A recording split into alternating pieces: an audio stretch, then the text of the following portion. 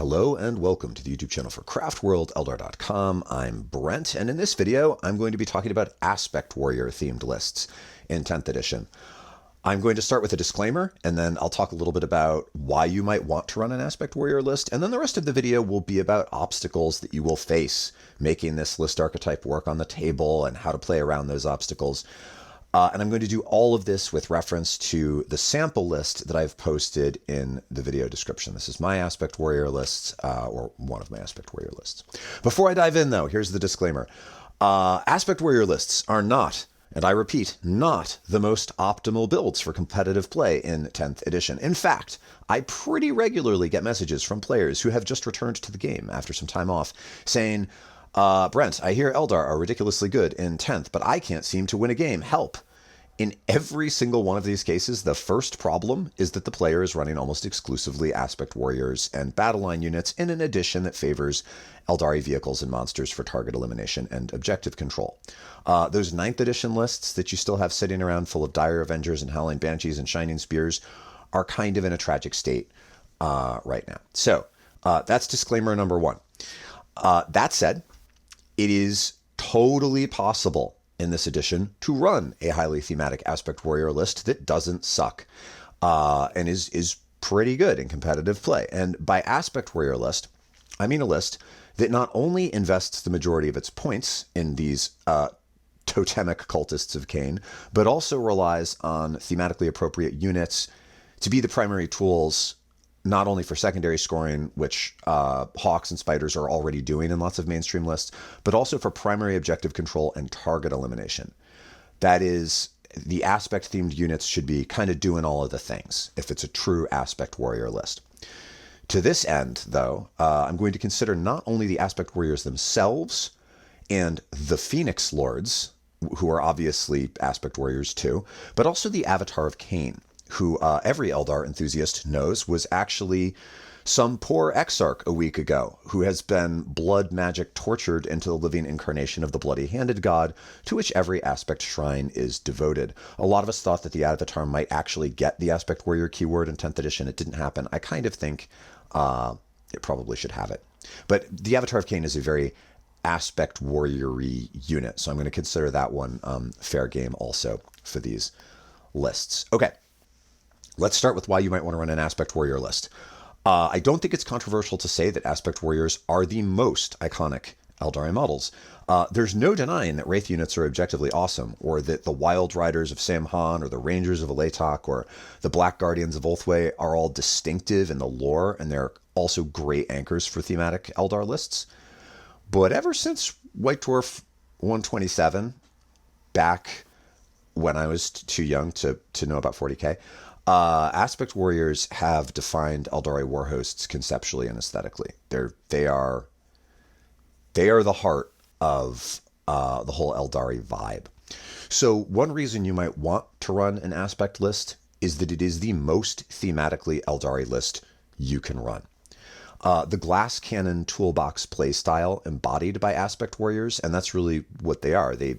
They're a toolbox. There's an Aspect Warrior for everything. They can hit really hard. They can infiltrate and do all of the things, but they're fragile. That playstyle is the definitive hallmark of Eldar going all the way back to 2nd edition. Aspect Warriors have always been the units that set Space Elves aside most distinctly from the other humanoid factions, vaguely human-shaped beings in the game. Their stylized armor and weapons convey the multifaceted and emotionally intense nature of Space Elves, as well as the cultural oddity that for the Aeldari is that even war is aestheticized into something performative. So if you want an army that just can't help telling a story on the table and is also arguably the most elfy possible story, an Aspect list is definitely the best way to get there.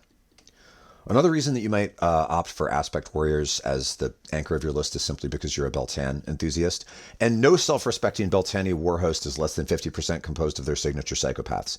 The Swordwind didn't get its name because most of its armed forces are content being citizen soldiers the rest of the time with their basic shuriken catapults or driving around in a night spinner. The Biel-Tan are basically the world eaters of Craft World Eldar, and as such, deeply invested in blood for the bloody-handed god. So if you're running the white and green ones, lore-wise, your anchor should be the aspects. And most Biel-Tan players, I think, try to make that happen. In my experience, Biel-Tan players tend to be some of the, and Iyanden, they're the two most thematic Eldar players. The third reason to run an aspect list in 10th edition has nothing to do with lore or thematic play. Rather, you might want to consider running this type of list simply because it's a fun challenge that requires most of us to become better players if we're going to do it well. Even after some considerable nerfs, Aeldari are still among the most competitive factions in the tournament scene. But most of the lists that succeed in the tournament scene have the vast majority of points invested in the same handful of units. So if you can win games while leaving home your Night Spinners, your Fire Prisms, your Yin-Karn, your Wraithguard, and so on, you can feel like way more of a badass. You might also find that your opponents enjoy playing you more when they aren't facing down some of the nastiest tools in the 10th edition iteration of the 41st Millennia, which have arguably made Aeldari the most maligned faction of 2023. Incidentally, I'm not trying to talk anybody out of taking their vehicle-heavy list to big tournaments. My most competitive list is not an Aspect Warrior list. I love my other lists. They're great. I just think that especially if you're playing at a club that is, say, pseudo-competitive or even leans a little bit more narrative, but even pseudo-competitive or pretty competitive, people just aren't bringing the stuff that's winning GTs, then an Aspect Warrior list, I think, can be kind of like the perfect spot to be for an army that can be very competitive, can do very well if you make absolutely no mistakes and play it really well, but is certainly not going to make opponents not want to play you and will present new tactical challenges that you might not face if you were playing a more standard Aeldari good stuff list. Okay, let's dive in to how to do this well. So let's just start by saying that a good list in Warhammer 40k needs to do three things. It has to have a way to score primaries, which is the objectives on the table, the location control objectives. It has to have a way to score secondaries. And then it has to have a way to remove its opponent's tools, even lists that aren't trying to table the opponent, right? Like we have these Tyrannid lists, for example, that just overrun objectives and win on points without doing a ton of damage to the opponent. Even still, there are going to be things that your opponent has that you have to take off the table if you're not going to lose. So you've got to have ways to kill your opponent's stuff. You have to be able to score secondaries, and you have to be able to score primaries. And an Aspect Warrior list, therefore, is a list that's going to rely on Aspect Warriors to do all three of these jobs well. And any other units that exist in the list will enhance the ability of Aspect Warriors to perform these jobs well, rather than taking their place. And there are Aspect Warriors that do each of these three things. So we're going to start with that. The killers. The Aspect Warrior units that are primarily about target elimination are Fire Dragons for hard targets, Shadow Specters for either everything from light infantry to heavy infantry, and they can even ding monsters and tanks. And it is in part for this reason that Shadow Specters are one of the best units available to you in your Aspect Warrior list, maybe the best, actually. Dark Reapers are really good at eliminating heavy infantry, bikes, and pretty good at picking up light infantry. The Avatar of Khaine is just an absolute killer at close range. And Fuegan. Fuegan is an efficient target elimination unit against hard targets, especially at close range. So those are your killers. Yes, some of the other Aspect Warriors are good into very particular targets. Dire Avengers are very good into light infantry, but they're not. I don't think they rise to the level of highly efficient killers that you would include in a list specifically for target elimination. Your secondary scoring units. These are units that generally secondary scoring units are units that are relatively inexpensive and can get around. They're often units with native deep strike. So Swooping Hawks, right out of the gate, 75 points for a unit that can start in Deep Strike and go back into Deep Strike at the end of your opponent's turn to show up in the corners when you need to score that secondary that requires you to be in corners, or to show up in particular places on the battlefield to perform other actions. They're great. Warp Spiders, because they can either start in Deep Strike or just be the fastest infantry in the game. They have that ridiculous ability to be faster than anything on turn one and get wherever they need to be.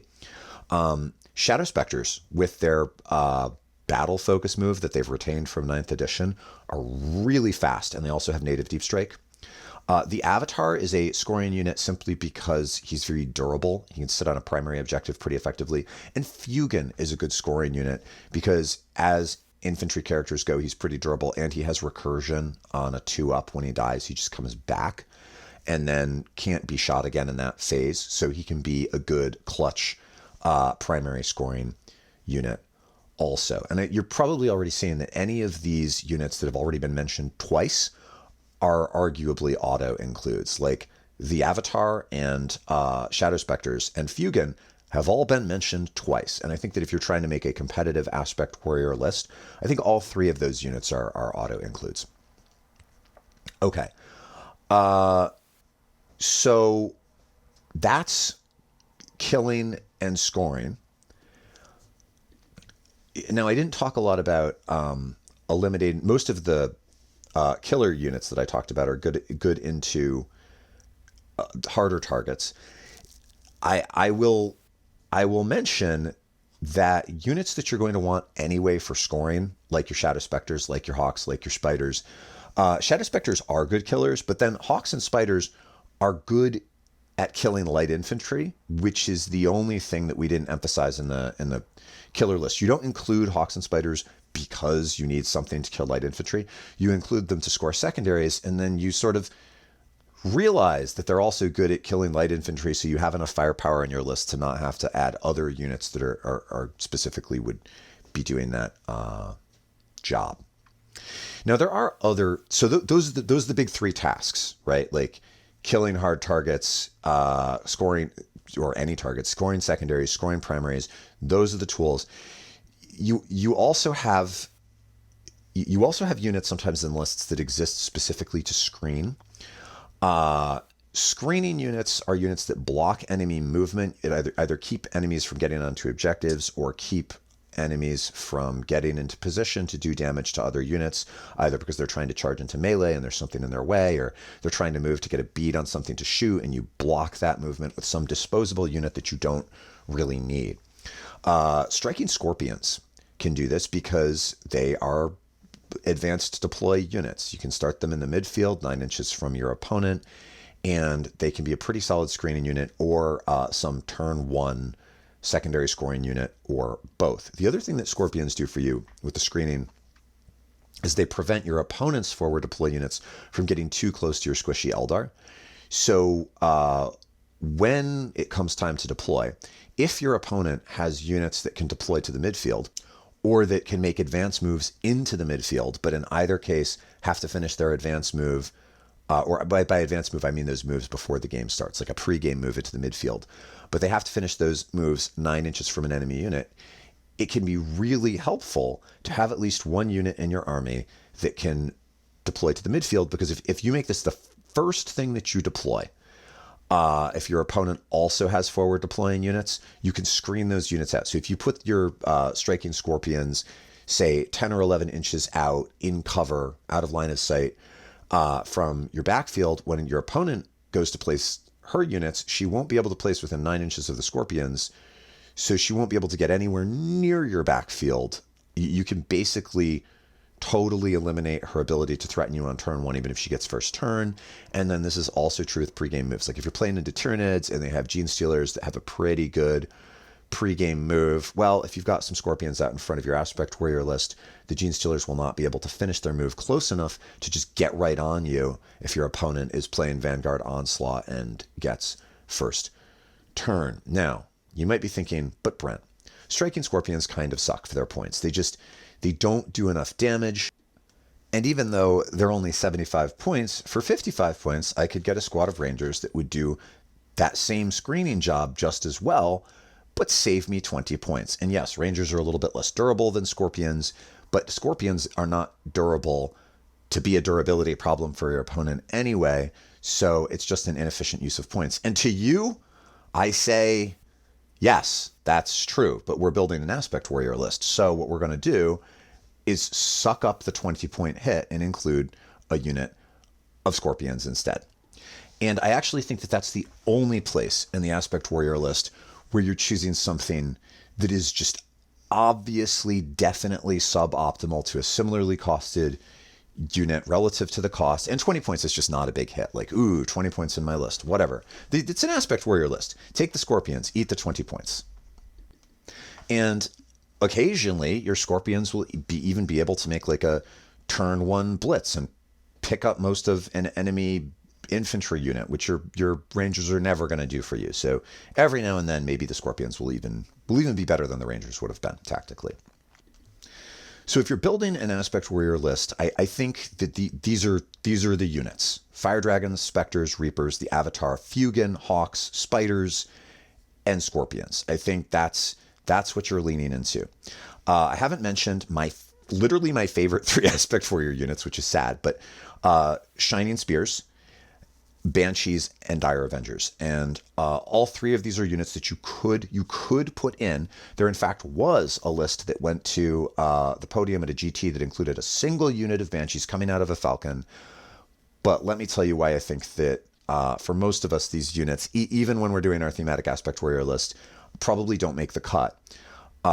They just don't do their dedicated job well enough to warrant the point cost. So Spears, for example, are theoretically infantry and bike killers. Like, they're good into heavy infantry and bikes. They've got that flat 2 damage, both in shooting and melee, and they're good at killing Space Marines. They have a high enough strength and pretty good AP. They're good at killing Space Marines, and Space Marines are suddenly good. So in that sense, maybe Spears might do some work for you. The problem is, Shining Spears are 120 points for 3 models, and they just don't do the work. They're not very durable. They've only got 2 wounds except for the Exarch. And they're probably a one and done unit. They're pretty easy to kill. So that kind of makes them a trading unit. And yeah, 14 inches is pretty good, but they don't have any advance and charge tricks, which means you're not going to be able to get to something really juicy and vulnerable with them, which kind of means that they're going to hit one thing and then they're going to die. And at 120 points for a unit that can only kill heavy infantry, it's kind of hard to trade them advantageously. What unit are you going to kill that's worth significantly more than 120 points that your opponent is going to position within, say, 20 inches of the spears and let you kill? I literally can't think of one. Especially as a Space Marine killer, like your Dark Reapers, they're way better. I'll talk about why later. So, like, Shining Spears, if you're making a thematic Aspect Warrior list and you want to lean even more narrative and you want them because you love the models or you're playing Samhain or whatever, like, go for it. I'm not discouraging you. But our topic for today is, how do you make an Aspect Warrior list that's actually pretty competitive in an edition when Aspect Warrior lists are not competitive? And I'm telling you right now that one of the ways that you do this is that you leave your spears at home. Okay, Howling Banshees also face some rather significant obstacles. They're only 85 points, so they're much more competitively pointed than the spears, and in theory, that might make the difference. The issue with Banshees is that they're not effective enough. So they have fights first, which is cool, and they have -3 armor penetration, which is cool. They're generally strength 4 with their weapons. The Executioner for the Exarch is strength 5. The Exarch's got a few attacks with that. And they can still advance and charge, which is cool. The issue with Banshees really is that they're not fast enough to just be in your opponent's face quickly or get to some like really juicy unprotected character unit. And they don't do a ton of damage. They'll pick up they're potentially really good into a T3 or T4 unit that's got a 3-up save but only 1 wound. But there are not a ton of those in the game, and we have other stuff already in this list that's going to excel at killing those types of units. The fight's first thing is cool, right? If you've got some Banshees like behind a ruin out in front of your army so they're not shootable, if your opponent is trying to get in with melee, you've got a unit of Banshees, you'll be able to fight that fight first. But the issue here is that the Banshees just don't synergize especially well with the other stuff that is good for Eldar, or even in an Aspect Warrior list, because really what they want to be is like mid-game, because they're not going to get their turn 1, probably not even turn 2. They want to be like mid-game tar pit units where you've got like 3 units of Banshees and they're all getting into something different in your opponent's backline at the same time that like your other elf melee units, like your Shining Spears, maybe the Avatar of Khaine, are like tying up your opponent's army in melee. But the fact is that Eldar are not, in 10th edition, a melee army. Like, we don't have good, especially good melee, partially because, with the exception of the Avatar of Khaine and the Unicorn, none of our melee units are good against hard targets. So Eldari melee lists really don't get the work done. If it were possible to make a good Eldari melee list, Howling Banshees would probably be a really good tool. Like, this is going to be one of the aggressive disposable units that I'm tying up a bunch of enemy models with. But they just end up, given the tools that we have available that are competitive, they just end up in this kind of weird place where it's tough to make them efficient for their points. And they're not really doing a job that you need done. If you are going to include Banshees, I think of the 3 units that aren't great, Banshees are the best. If you are going to include Banshees, absolutely give the Exarch the Executioner, because that thing is 4 attacks, hits on 3, strength 5, -2, AP flat 2 damage, and if you're using you're obviously going to use the reroll on the Exarch, right? It also has 1 reroll to hit and 1 reroll to wound, which is kind of a lot like having 5 or 6 attacks, which makes the thing, the whole squad suddenly becomes decent into like bikes and Space Marines, and probably you can pick up like 3 Marines and wound another if you charge with your Banshees, and that's cool. Certainly 2 Marines and wound another. And if they come out of a Falcon against something that the Falcon has shot and they have +1 to wound, then those swords hit a bit harder. But you have better stuff that could come out of Falcons. And the third of the Aspect Warrior units that I think don't quite make it, the Dire Avengers, are also like the Banshees. They're not terrible. They don't do a job that you badly need done. And I have thought a lot about how to make these things work because I love them and I have a lot of them. But their essential issue is that with 3 shots in Avenger at 70 points for 5 or 140 for 10, even with lethal hits on the Shuriken catapults, they just don't have the damage output to warrant the expense. They end up as this pretty expensive unit that's really good at killing light infantry. There's not a ton of light infantry in the game, and is like okay at kind of like dinging heavy infantry and might even put a few wounds on a tank or a monster, but they're fragile. And that ability to hit an Overwatch on like a 5 or a 4 if they're standing on an objective doesn't bring their damage output to a point where it compensates for the fact that they're going to shoot once, they're going to come out into the open, shoot once, and then they're going to die. And the 18-inch range on the Shuriken catapult is kind of a problem too. They've got to be really close to the front line to fight at all, which means that even if you're shooting with them and then this is what you're using Phantasm on, well, they're close enough to your opponent that Phantasm is probably not keeping them super safe, and it's not like they're hard to get into melee with, and once they're in melee, they're all dead. If you are going to run them, I think you kind of have to run them with Asserman, who definitely makes them better. You know, the Phoenix Lords all give +1 to hit to their Phoenix squads, and what Asserman really has going for him is that he's got that 3-up invuln save that doesn't exist much in the game anymore, and he's a melee terror, which kind of compensates for the fact that they have to be on the front line and they're not very good at melee. Unfortunately, a squad of 10 of these things with Asserman comes in at 305 points, which is kind of insane. And a 305 point tool should be really good at killing stuff that's really got to die. Like, it should be really good at killing the most high priority targets in the game, or it should be insanely durable. And this unit will be neither.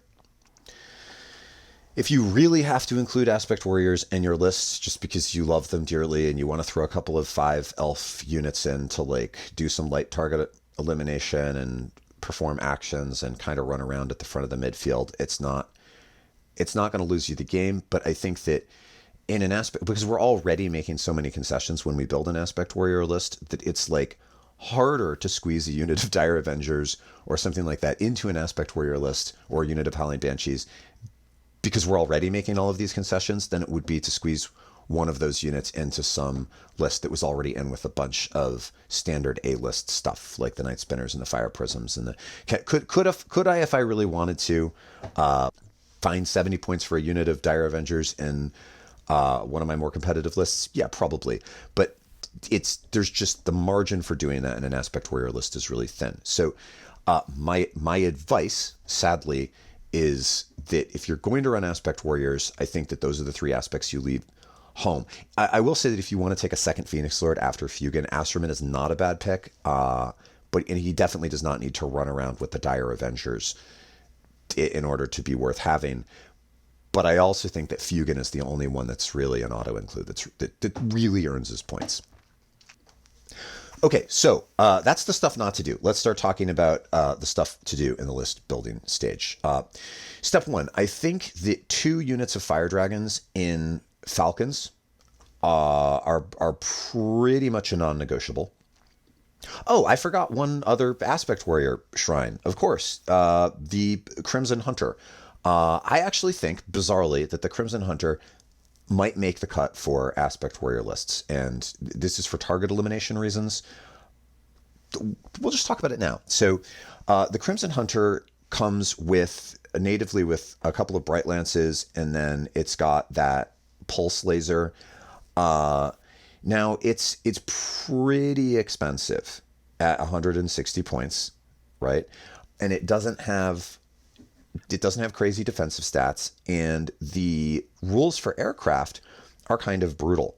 It doesn't have the hover ability, so this thing is like starting off of the table. You're not going to have it turn 1. It comes on turn 2, and it zips. You may find yourself with it like leaving the table, or maybe it just flies in circles around the edge of the table shooting at stuff.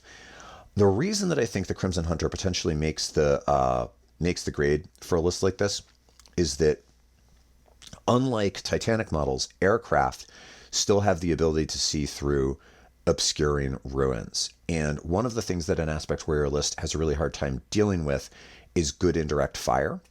And so I like having a Crimson Hunter in these lists because you can bring it onto the table on turn 2, burn through some fate dice, or a fate die, and with those rerolls, like, you stand a pretty good chance of targeting a Night Spinner or some other really good out of line of sight tank or hard target. And if you use at least one of the fate dice to guarantee a 6 on a damage roll, such that you do 8 with the Bright Lance, well, you're putting out 2 Bright Lance shots, hitting on 3s at strength 12, minus 3 d6 plus 2. If even one of those goes through, you max the damage out to 8. And then the pulse laser is 3 shots at strength 3, hits on 3, strength 9, minus 2 AP, d6 damage. Well, you stand a really good chance of picking up, because you've got the reroll to hit and the reroll to wound natively, and you've got the fate dice, you stand a really good chance of doing like 12 wounds to something that's really got to die. So you can potentially one-shot something like a Night Spinner, take it off the table, and if your opponent is going to kill the Crimson Hunter, even though it's not super target elimination intensive to eliminate, that means your opponent's not shooting your Falcons, not shooting your Avatar of Khaine, not shooting that other stuff that you potentially want to have around. So you give your opponent a little bit of a hard choice. 160 points is not too crazy. But again, it's that ability. In some matchups, it's going to be just kind of fine. But in some matchups, the ability to pick up your opponent's hard target elimination, your opponent's indirect fire target elimination tanks, or at least one of those, is probably going to be totally worth doing. Okay, back to the other stuff that's good. I think you need in an Aspect Warrior list. I think you need 2 Falcons full of fire dragons. Potentially a third unit of fire dragons is not a terrible idea. That just is not in a Falcon and starts in reserves. You just bring it in from a table edge. But I actually think that in general, you're better off starting the Falcons on the table, and certainly not putting more than one of them into reserve. I like starting them on the table. But the reason you need the Falcons full of fire dragons is that that is the best tool that an Aspect Warrior list has for hard target elimination. If you build the Falcon with a Bright Lance, and you should, the Falcon itself is not a bad fire platform. It has the Bright Lance with the Strength 12 -3 d6 +2, and again, you can use a Fate die to just automatically do 8 damage with that. The other thing that you can do with the Fate die on Bright Lances, which is great, is on your opponent's turn, guarantee that you hit with Overwatch. And because of the range and line of sight limitations on Overwatch, your Overwatch units kind of have to be out in the midfield. It's not going to be something in the backfield that's doing this. And Falcons will do that for you the way a Warwalker would in a more standard Aeldari list. So you've got the Falcon shooting on its own turn. You have the Falcon shooting and auto-hitting on your opponent's turn, and then also having the reroll to wound, which is really good. And then whatever your Falcon shot, on its turn, you choose a unit, and then whatever's coming out of the Falcon can reroll the wound roll against that unit. So enter fire dragons. And in 10th edition, for those of you who have returned after some time off, units can jump out of a transport that has already moved and shoot. They cannot then charge, but they can jump out of a transport and shoot.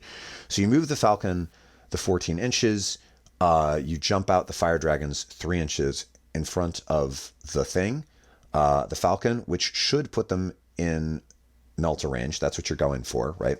So the fusion gun has a 12-inch range. So if you can get within 6 inches when you jump the Falcons out of the fire dragons out of the Falcon, they'll have access to the Melta ability. So instead of doing d6 damage with those guns, they're going to do d6 +3, which is insane. You'll have 4 of the fusion guns, and then you'll also have the fire pike, which also does d6 damage, or d6 +3 if you're within half range. But the fire pike has a range of 18, and so half range for that is 9. So worst case scenario, the fire dragons are all doing d6 damage, but the Exarch, as long as you're within 9 rather than 6, is doing d6 +3. Now, the fusion gun is strength 9, which means sort of lighter to medium weight tanks, it's going to be wounding on a 4 up. But if you're re-rolling the wound roll jumping out of the Falcon, instead of having like a 50% chance to wound those light tanks, you've got like a 75% chance. And if you're targeting something that is more durable, like a Greater Demon or like a rival Avatar of Khaine or whatever, you would have wounded on a 5, but now you're going to wound on a 4. And the difference between wounded on a 5 and wounded on a 4 is pretty significant. Whereas the fire pike at strength 12 is probably going to be wounding on like a 2, which is really good. And if you slow roll, you resolve the fire pike first, so that you then are more likely to be able to use the reroll on the dragon fusion guns if you've already auto done the damage with the fire pike. Between the 5 fire dragons with the Exarch in the Falcon, all rerolling their wounds with also a reroll to hit for the detachment ability, and the Falcon itself with the Bright Lance and the Pulse Laser rerolling 1 hit and 1 wound roll, this package can kill almost anything in the game. Even something like an Imperial Knight with 24 wounds, if you can get this thing within melter range for everything, and you use at least 1 fate die on damage, you very well may kill. It's not crazy to think that you may kill that knight in 1 round of shooting, and even if you don't, you're going to damage it so badly that the other stuff in your list will be able to kill the knight in a single round of shooting. Now, the reason that I'm against starting the Falcons in Deep Strike is because of Melta rules, right?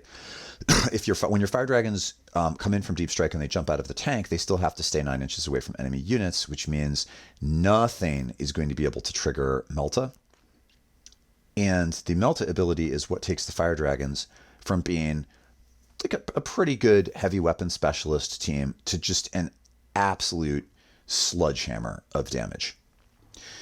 Now, keep in mind also that one of these Falcons is going to have Fuegan in it, leading a squad of Fire Dragons. If you add Fuegan to a squad of Fire Dragons, it dials their damage up to 11. So now they're all hitting on 2s instead of 3s.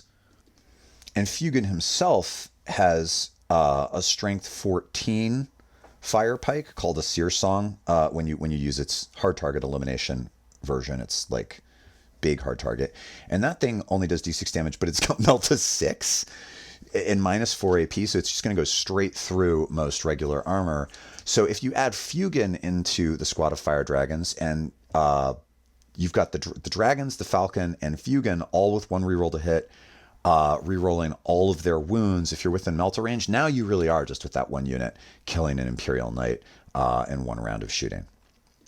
Fuegan also has a 5-up Feel No Pain, a 2-up save, a 4-up invuln, and when he dies on a 2-up, he just comes back, which means if you can get that whole squad of Fire Dragons onto a midfield objective when it's killing the thing, unless your opponent can get into melee, and you kind of don't want to be in melee with Fuegan because he's a monster who has 6 attacks, hitting on 2s, strength 5, -4, flat 3 damage. It means that even if your opponent tries to shoot that whole unit off the objective with a significant amount of firepower, you're guaranteed to keep the objective because, well, not guaranteed, as long as you don't roll a 1, because Fuegan is just like a terrifying recurring Phoenix Lord who gets up after he dies. Now, admittedly, the Falcons full of Fire Dragons are probably going to turn out to be trading units. They're certainly going to turn out to be trading units against a really skilled opponent with a very killy list.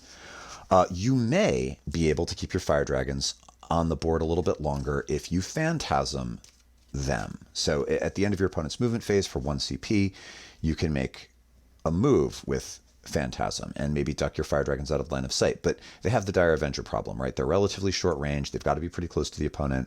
It's likely that your opponent will have things that can pick them up. But the Falcons are modestly durable, especially if you can throw away a fate die to auto succeed on a saving throw against some really hard hitting weapon that can just make it kind of resource intensive to eliminate them. But you should be able to trade each of those units of Fire Dragons and Falcons for either one really super durable, powerful, crazy thing in your opponent's army, or 2 pretty tough things. And then if you've also got Fuegan in there, Fuegan's fighting for at least 2 turns, so he's potentially killing something else. You can use a fate die to make him just do 12 damage just on his own to something. And all of this terrifying midfield hard target elimination will also have support from the Avatar of Khaine, who, in addition to being ridiculously durable, is an absolute beat stick. So the Avatar of Khaine has the Wailing Doom as both a shooting and a melee weapon. That thing's got a range of 12 when it shoots, and it's got sustained hits D3. So if you've got a fate die to burn, or if you're hitting on Overwatch with it, it's a really powerful Overwatch weapon. Because if you spend the 6 to auto hit with Overwatch on fate die, you're not just hitting once, you're hitting 1 plus D3 times at strength 16, -4 AP, D6 plus 2 damage, which is also comparable to what it can do in melee. Strength's a little bit lower, but it's neither here nor there. Against hard targets, it's going to win them on a 3-up. The Avatar of Khaine plus those Fire Dragons and Falcons should give you all of the hard target elimination that you need. The other thing that the Avatar does for you is give you a powerful objective control presence in the midfield.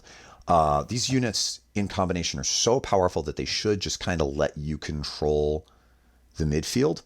In an ideal matchup, what will happen, especially if your opponent is an only modestly skilled player, is your opponent commits to the midfield on turn 1, you kind of keep your head down, and then you get in there with your Avatar and your Fire Dragons, and you absolutely devastate your opponent's most powerful midfield players, and maybe your opponent can kill the Fire Dragons, but at this point the damage is done, and the Avatar is a bully unit that's pretty hard to answer.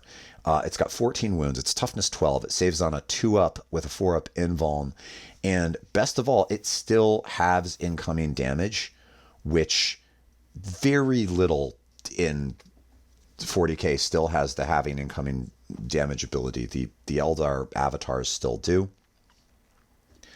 And you want to use the Farseer to throw Fortune on the avatar, making it -1 to wound. So something that's toughness 12 and -1 to wound generally can't be wounded by almost anything in the game on better than a 5-up. There are some weapons like the Wailing Doom itself, which would just go to a 4-up, but it's going to make the avatar, that Fortune power is going to make the avatar an absolute nightmare to remove. You definitely want to get that on there if you can. And then if the Farseer is also out of line of sight and close enough to the avatar, you can also use the Farseer's ability to use 6s for fate die to give the avatar just like the Overwatch auto hit, right? Like you throw away one of your fate dice that's a 1 to auto hit with the avatar in the shooting phase with the Wailing Doom. And again, this is part of what's going to give you that crazy bully presence in the midfield. So the Avatar of Khaine with Fortune and Fate die support from a Farseer and Fuegan and the Fire Dragons and the Falcons. This is an absolutely brutal target elimination and midfield control play, and much of your ability to win games with your aspect list will hinge on your ability to use those 3 packages of units well. And you might even find yourself against some lists being able with the Avatar and Fuegan to then push into your opponent's backfield. And sometimes you're going to have to do that against something like an Imperial Guard army that wants to sit back and shoot. The Avatar of Khaine gives himself +1 to charge because he's a friendly Aeldari unit within 6 inches of himself. He'll also give that to Fuegan, so they can be a good beat stick, aggressive, get into the opponent's backfield combo unit in matchups where you then need to do that. Okay, let's talk about the Dark Reapers. So I really like 10 Dark Reapers in an Aspect Warrior list for the simple reason that they're pretty efficiently pointed for their firepower, and they can make superior use of Phantasm, which is now, after the update, limited only to infantry units.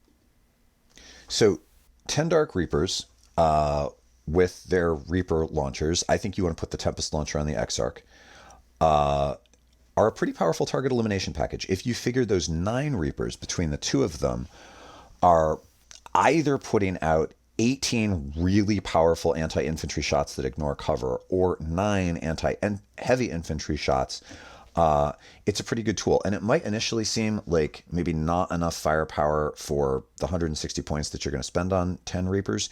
Let me tell you why I think it is. And that is that Reapers are going to be pretty hard for your opponent to kill, and so they are likely to do their job again and again and again over the course of the game. The amount of fire they're going to put out is going to be pretty significant because they can just keep stepping out of line of sight through a wall to safety with Phantasm for 1 CP. So the 9 Reapers with the regular Reaper launchers with a 48-inch range, which is crazy, and ignoring cover, are going to put out either 18 shots at strength 5, -1 AP, but ignoring cover, 1 damage. That's going to be enough to, with a reroll to hit and a reroll to wound, that's going to be enough probably to pick up most, certainly any 5-person squad of light infantry, and really damage a larger squad of light infantry. And then with the Tempest launcher thrown in, probably just totally eliminate the squad. Or their 9 shots, -2 ignoring cover against Space Marines. Space Marines are only going to be saving on a 5-up. They wound Space Marines on a 2. They do flat 2 damage. They can probably pick up a unit of 5 Space Marines or take it down to 1 Marine, which is really good.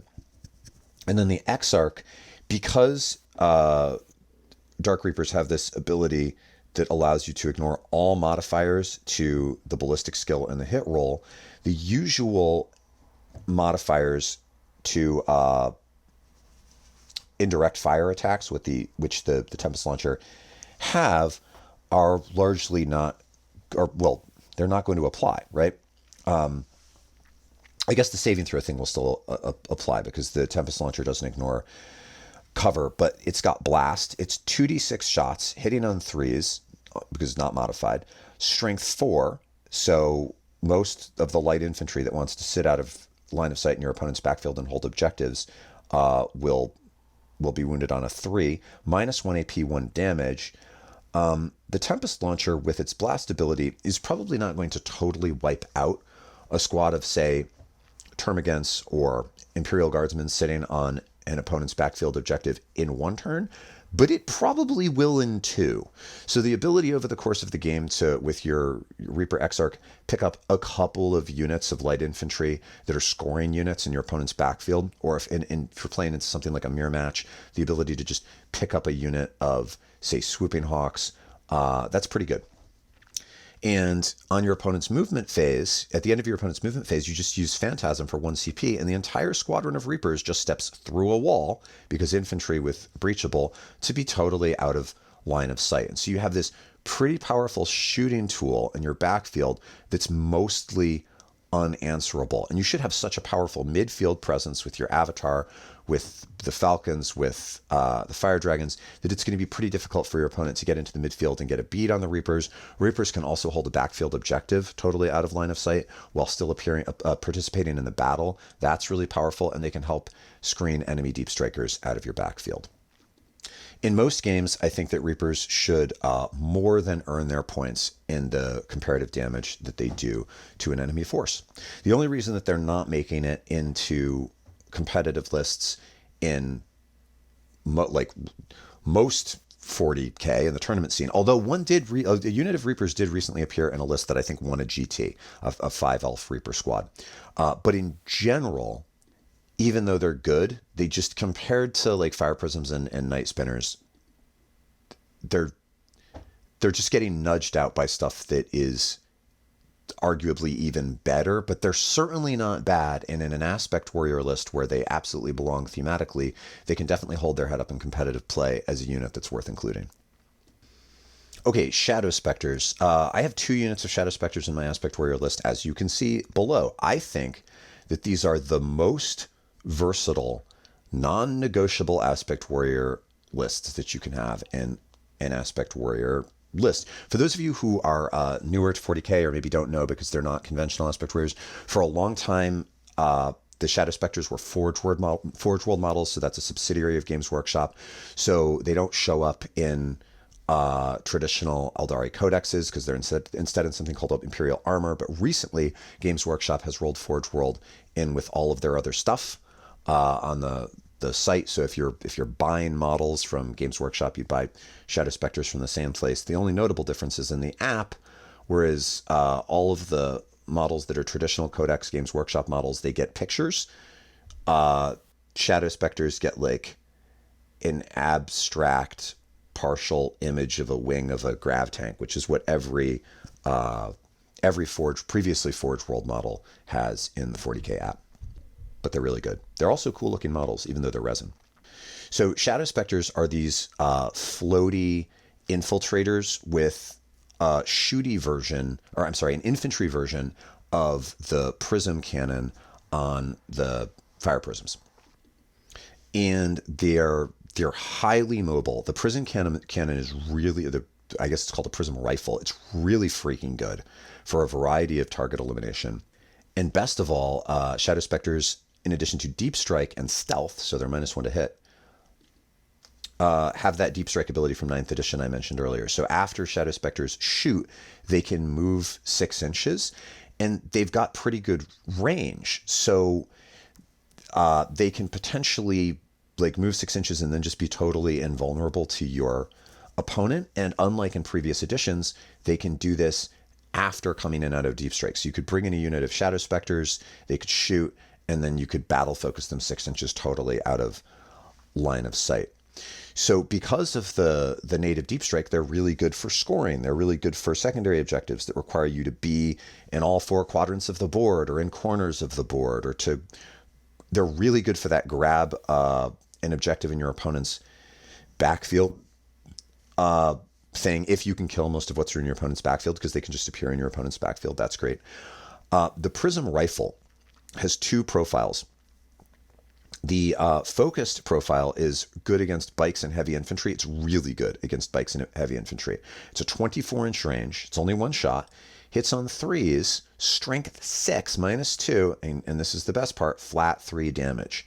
So every failed save kills a Space Marine Terminator, kills a Wraith Guard, kills whatever else ultra heavy bike or infantry. It's generally going to wound just about any of those things on a 3, and -2 AP is pretty good. It's pretty good. Flat 3 damage is great.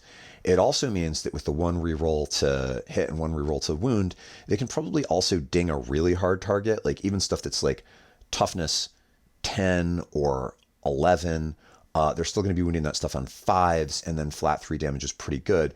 So they can put 3 or 6 wounds. A unit of 5 of these things can put 3 or 6 wounds on a tank or a monster, which is really not bad in combination with your other hard target elimination. They potentially can take you over the edge. If a unit of fire dragons, for example, almost kills something, you can probably finish it off with a hit from your Shadow Specters. But then they also have a dispersed profile. This is only 18 inches, and this is a really good infantry elimination. So it's a D6 blast weapon, hitting on 3s, strength 4, -1, flat 1. This is just great anti-infantry, because if a unit of 5 of these things shoots, say, a unit of 20 termagants, the squad is going to do, because each of those individual rifles has blast, right? So each one will add 4. They will do 5d6 plus 20 shots, hitting on 3s, wounding it on 3s. The termagants are going to save on 6s. You are going to devastate the squad. And one of these, the things that we haven't seen a lot of in an Aspect Warrior list yet, is really efficient Horde elimination. So Shadow Specters are extremely efficient Horde elimination. They're very efficient heavy infantry and bike elimination. They're a threat to tanks and monsters. And they can do all of this while deep striking and then moving totally out of line of sight. Also, they have a 12-inch move, and then they can auto move another 6 inches after they shoot, effectively giving them an 18-inch move. So also just being places for scoring secondaries, they're just fantastic. Or getting onto some faraway objective. Like if you shoot stuff off an objective on your opponent's side of the table, and then you need to take that objective, your Shadow Specters are a great candidate for being able to do that. They can, move the 12 inches, get the bead on the last, couple models on your opponent's objectives, shoot those models off the objective, and then move on. So I think 2 units of Shadow Specters is in a highly competitive Aspect Warrior list, probably non-negotiable. Definitely 1, probably 2. 3 would also be smart. Okay, Swooping Hawks. I have 2 units in the list below. Swooping Hawks are really good. They're very efficiently pointed. And they're predominantly a scoring unit. They're a disposable scoring unit. So they've got a 14-inch move, and you can always advance. They've got native deep strike. I generally start at least one of mine in deep strike. And they've got the Sky Leap ability. At the end of your opponent's turn, if they're not in melee, they can just go straight back into strategic reserve. So on your turn, you bring them out again. More than half of the secondary objectives in the Leviathan deck require you to have models in certain places on the table, doing actions or not doing actions. And Swooping Hawks are one of the best tools available to an Eldar player to pull that off. And generally speaking, when you're running Eldar, you need to max out your secondary objectives. So Swooping Hawks, I think, are the most efficiently pointed tool, focused predominantly on helping you do that. It is also worth noting that when it comes to killing light infantry and stuff like termagants, their shooting is in fact meaningful. 5 Hawks will put out 20 shots, 16 of which will hit on 3s at strength 4 with lethal hits. So that means just auto wounding on 6s, which means they can also do a little bit of extra damage to something really tough.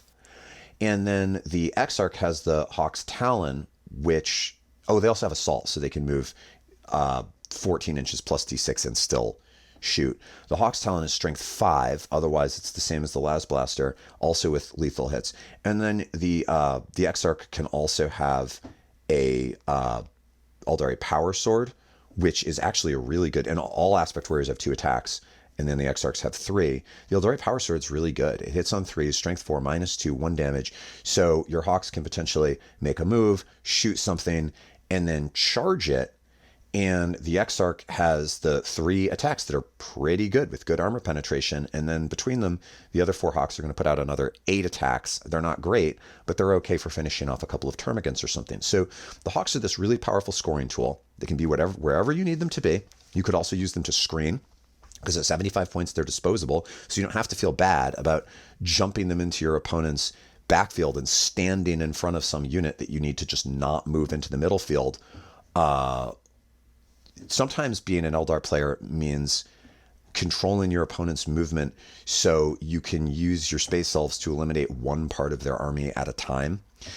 Generally, playing Eldar means keeping your head down turn 1, trying to do devastating damage to your opponents on turn 2 and 3, so then you do most of your primary scoring in turns 4 and 5, because our units are not durable enough to just run out and stand on objectives, with the exception of the Avatar of Khaine. And even that, you probably don't want to do it first turn until you've killed some of your opponent's hard target elimination.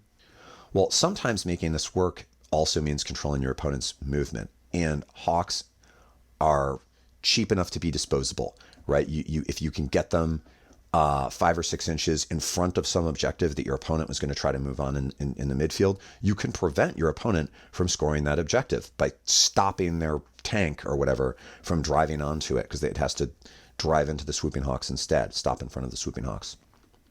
It's really useful to have some disposable tools like this, and Hawks are better for that than something like Warp Spiders, or certainly Shadow Specters, because they're just so cheap. But then again, in combination with the Shadow Specters, if you do find yourself playing into a Horde list, your Fire Dragons are, and your Dark Reapers are not going to be, actually, that's unfair with the Dark Reapers because they have the Tempest Launcher. But all of that, those points you have wrapped up and the hard target elimination on the Fire Dragons will not be as useful into a Horde list. There'll be something even in a Horde list they can kill, a Turvagon or something. But you're going to need the anti-infantry, highly mobile firepower that's brought by the Hawks and the Shadow Specters if you do find yourself playing into a Horde. Now, you'll notice that in my Aspect Warrior list, in addition to the Shadow Specters and the Hawks, which are generally those are my picks for fast, pseudo-disposable scoring units that can also fight, I also have a unit of Warp Spiders. A lot of people on the tournament scene, even in the most competitive lists, are including at least 2 units of Warp Spiders, even though they're significantly more expensive than Hawks and notably more expensive than Shadow Specters at 115 points. Warp Spiders have this one ability that makes them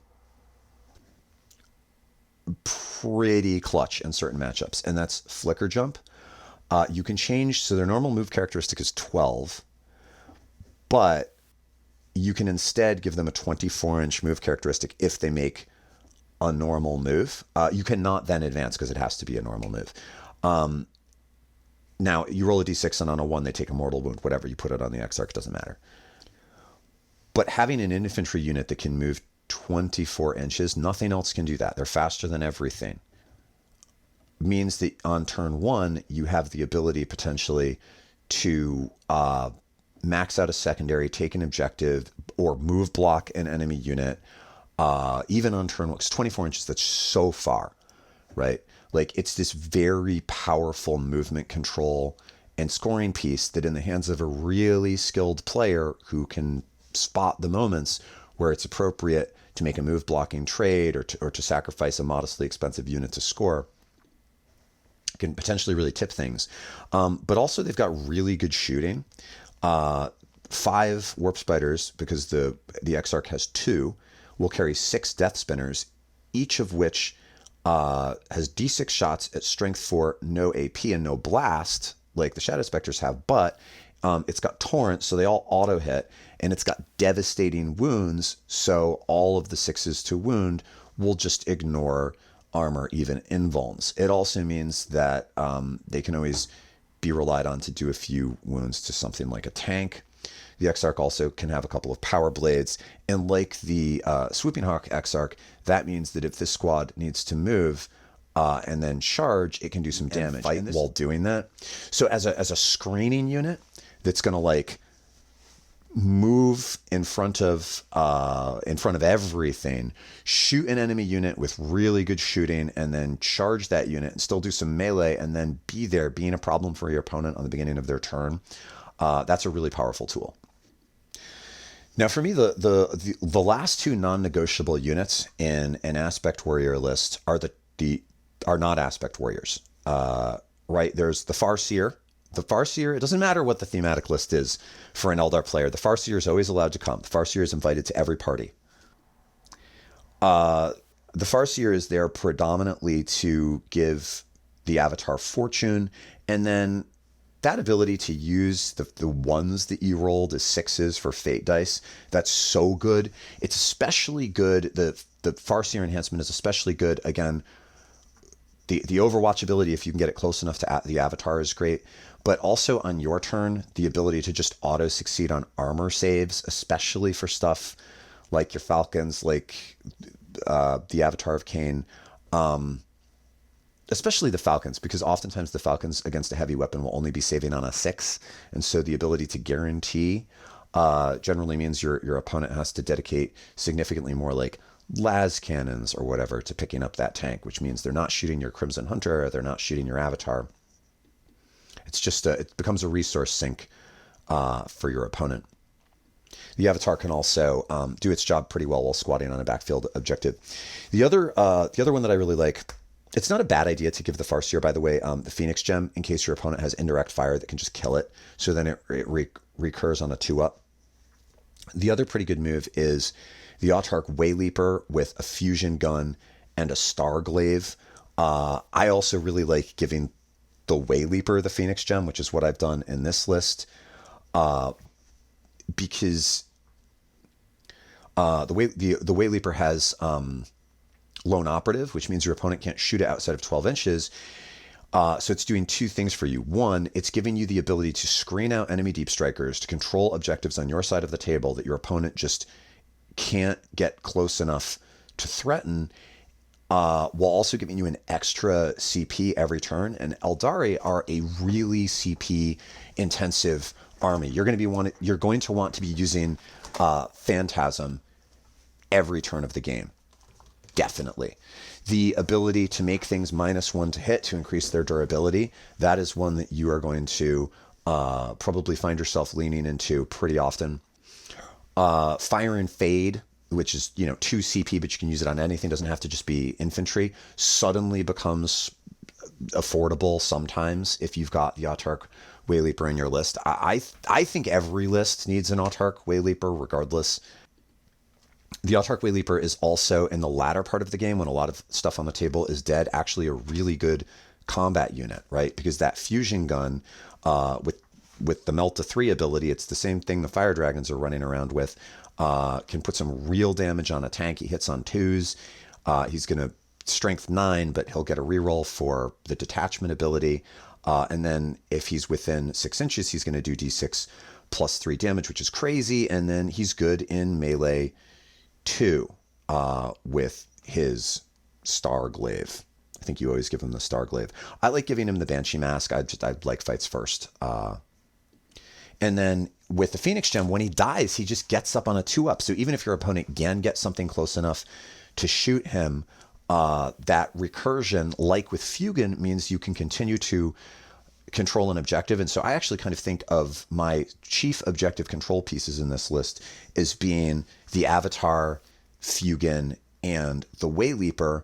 And then honestly, the Fire Dragons and the Falcons, and the very, like, somewhere around turn 3, they're going to die, but they can potentially you can keep something from that other unit alive to score an objective. They at least have to force your opponent to play hard for the objectives, but they are useful too for objective scoring. Last trick with the Wayleaper: if you don't need to use Phantasm on your Dark Reapers, he is a crazy good target for Phantasm, and especially in the latter part of the game, because maybe you manage to kill everything in your opponent's army that really has the range, because the Dark Reapers have a 48-inch range, right, to threaten the Reapers. And at some point, maybe they just can stand out in the open with some with like a cover save, which means they're still going to save on a 3 up against a -1 AP.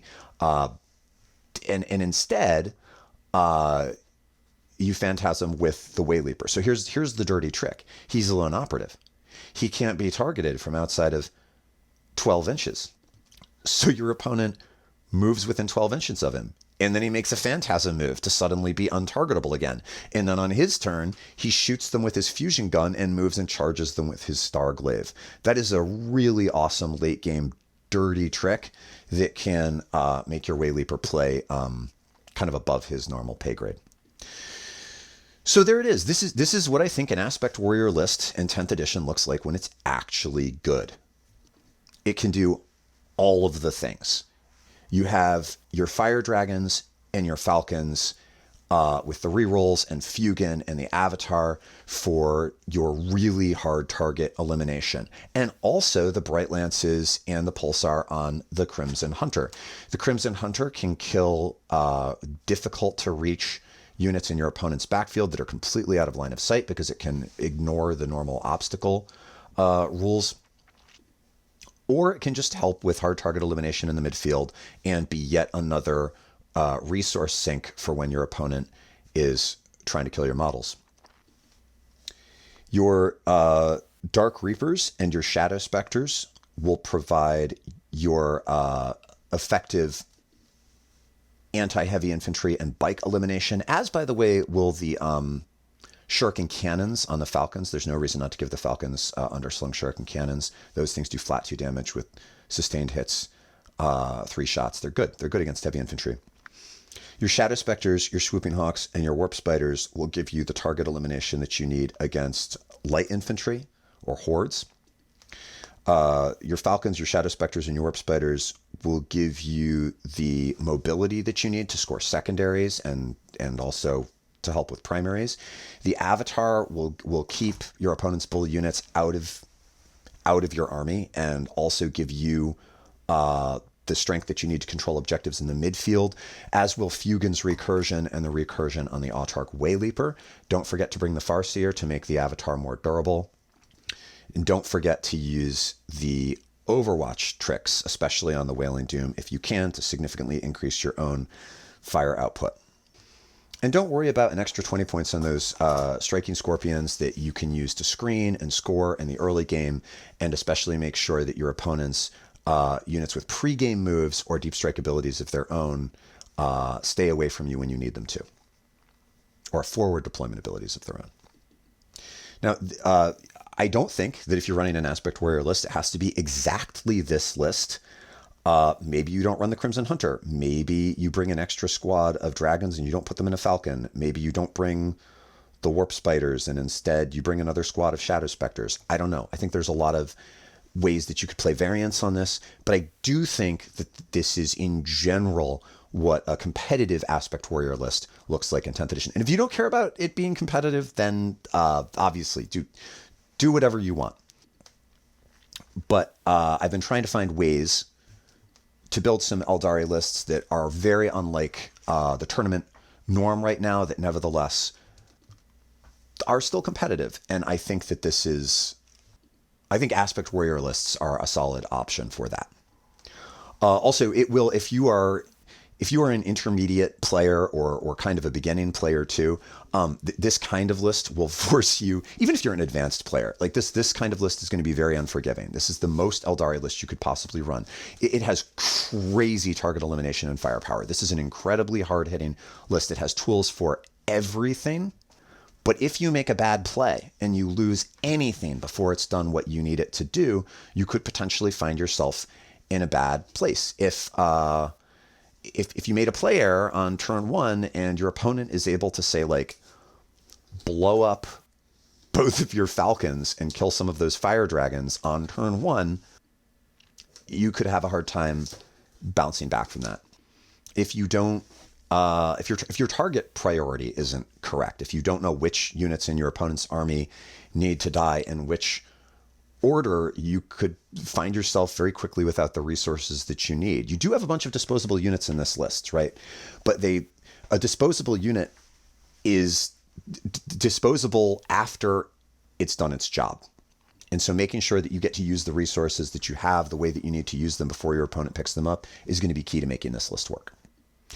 Okay, that's what I've got, making Aspect Warriors competitive in 10th edition. If you have your own ideas about how to make Aspect Warriors competitive in 10th edition, please mention those ideas in the comments below. Not only do I love hearing from you, but it also helps my algorithm. If you are interested in obtaining early access to content and joining my super cool Discord and talking with other patrons, I hope that you will become a patron. It is not expensive. The most basic level is $3 a month. I always appreciate the higher levels, obviously. That's great. But it's only $3 a month to be part of that community, and it's a pretty great community. If you've not yet liked the video, I hope that you will like the video. If you have not yet subscribed, I hope that you will subscribe. And I will look forward to being back with some new content soon. Take care. Bye.